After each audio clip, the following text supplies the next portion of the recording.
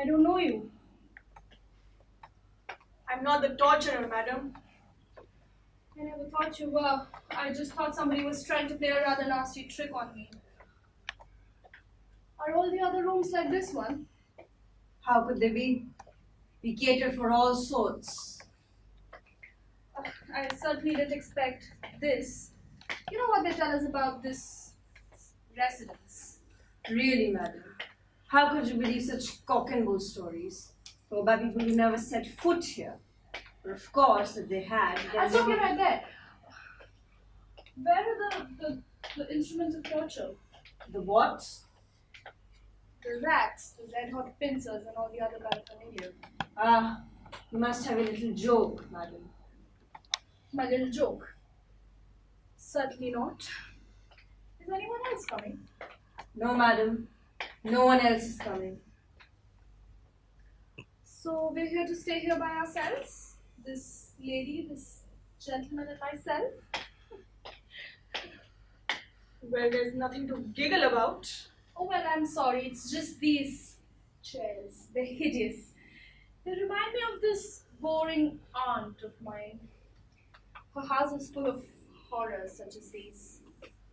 I suppose each of us has a chair of his own. Is this one mine? You can't expect me to sit on this one. That's a livid green and I'm in red. Would you prefer mine? The blue one, you mean? That's very sweet of you, but I don't think it would be any better. I'll stick to mine.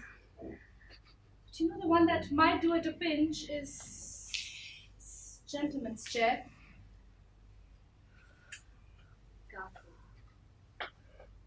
Garcin. Garcin.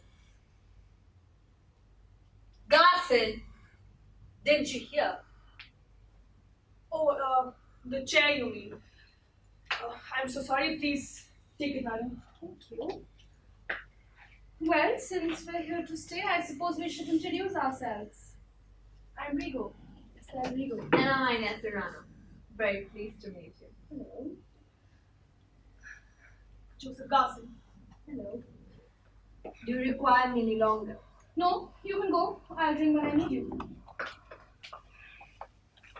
Estelle, you're very pretty. I wish we had some flowers to welcome you with. Oh, I loved flowers, you know. But don't you think they'd fade so quickly in here? It's so stuffy.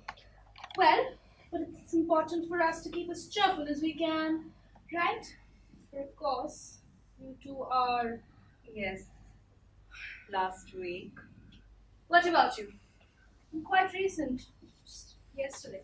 Did you suffer much? Not really. I was half conscious, mostly. What was it? Pneumonia. What about you? The gas stuff. What about you, Mr. Garcin? 12 bullets through my chest. Good heavens! Oh, I'm so sorry. I feared I'm not good company among the dead. Mr. Garcin, that's a crude word. Let's not use it.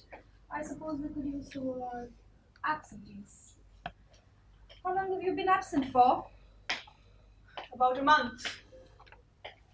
Do you have anyone left down there? I do. My wife. There she is. She's standing by the barracks. She's wearing black. She got on my nerves. Estelle? Mr. Garcin, What is it? you're sitting on my chair.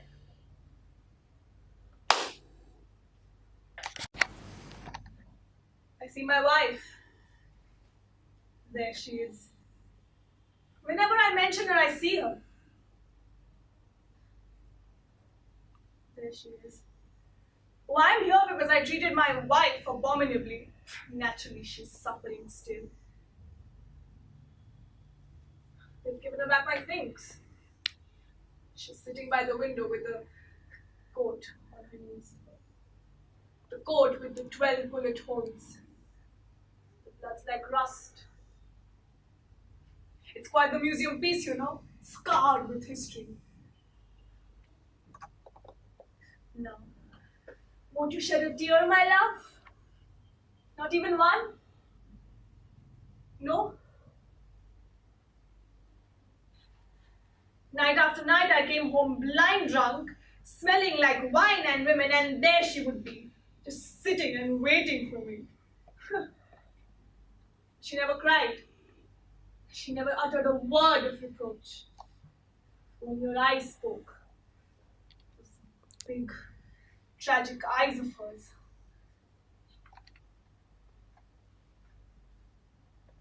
Well, I was fond of teasing, so I watched and waited, but no!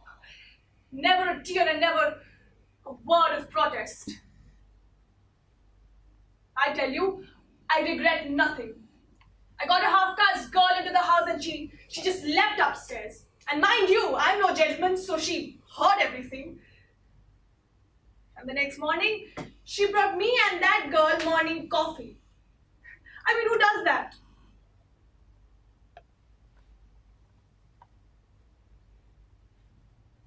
I used to work in a newspaper office. It was a regular black hole. It would get stiflingly hot.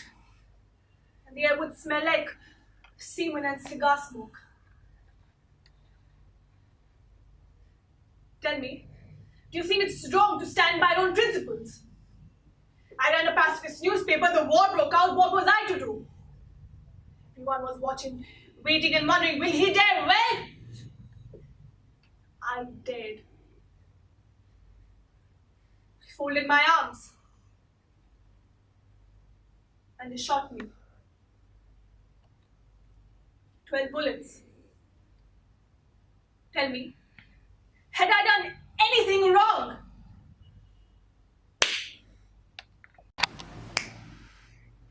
The ceremony is not quite over yet. The wind's blowing my sister's veil all over the place. She's trying her best to cry. Come, dear. Make another effort. I know you can do it. There. 2 tears. 2 little tears are twinkling under her black veil. Oh, what a sight Olga looks this morning. She's holding my sister's arm, helping her along. She's not crying. But I don't blame her. Tears always mess one's face up, don't they? Olga was my bosom friend. Oh, it's over now. We're leaving the cemetery. Goodbye. Goodbye. Goodbye. My husband stayed at home, frustrated with grief. Oh man. I lost my parents when I was a child, and I had a younger brother to take care of. He was terribly poor. My brother, he was a delicate child and he needed all sorts of attention. So when an old friend of mine asked me to marry him, I said yes. He was quite well off and very nice. So really that was the right thing for me to do, you know. My husband was old enough to be my father. We had a happy married life for 6 years. I did wrong by certain standards to sacrifice my youth for a man nearly thrice my age. Do you think that could be called my sin? 2 years ago. 2 years back, I met the man I was fated to love. We knew it the moment we set eyes on each other. He asked me to run away with him. I refused. Why, you ask? He wanted me to have a baby and I certainly didn't. The baby came anyhow. Roger and I went off to Switzerland for 5 months. Nobody suspected it.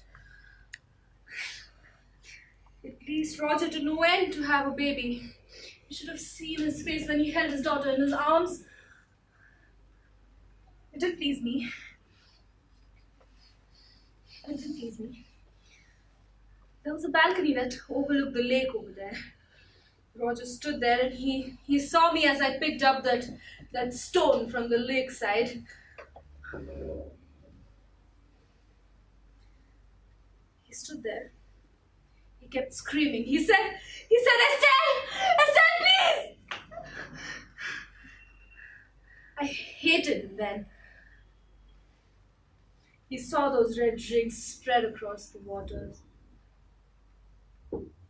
And then I came back to Paris, and he did as he pleased.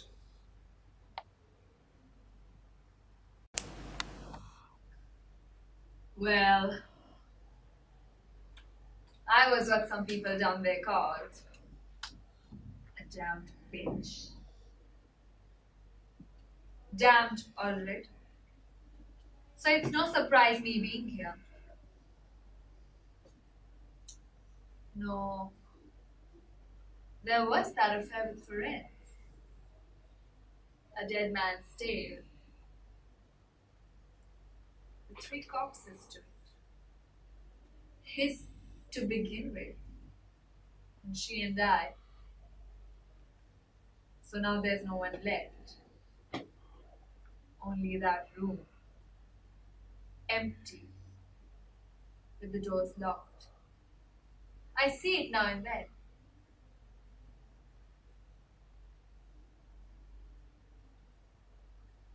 They've opened it. It's to let. It's to let. There's notice on the door.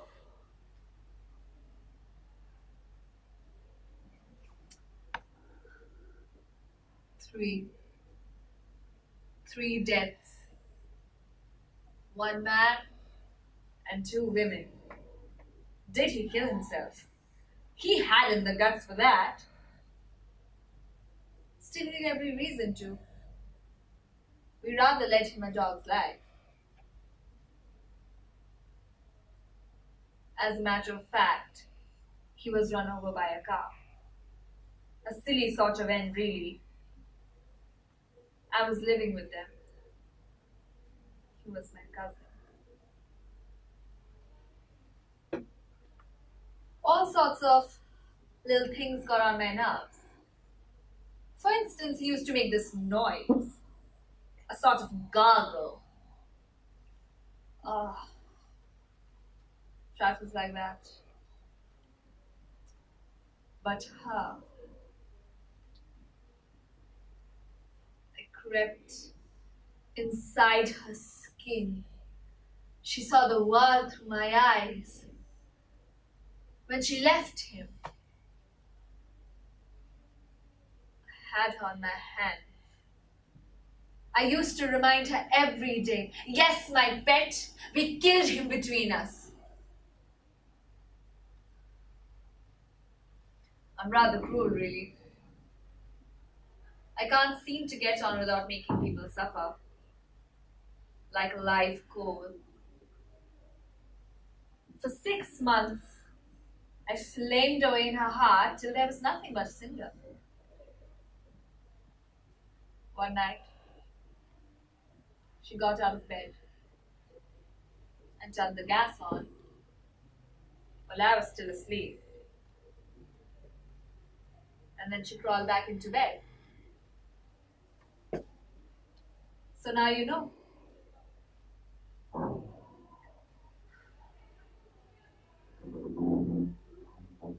The windows are wide open. There's a man sitting on my bed. My bed, if you please. There's a woman too. Step in! Step in! Make yourself comfortable, you brute. Turn the lights out. Why won't they turn the lights on? Don't say a thing. Pitch dark. Blacked out. To see it. I want to look at it. Damn it, why won't they turn the lights on?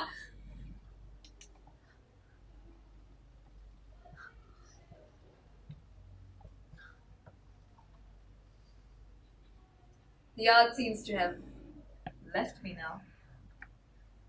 No more alibis for me.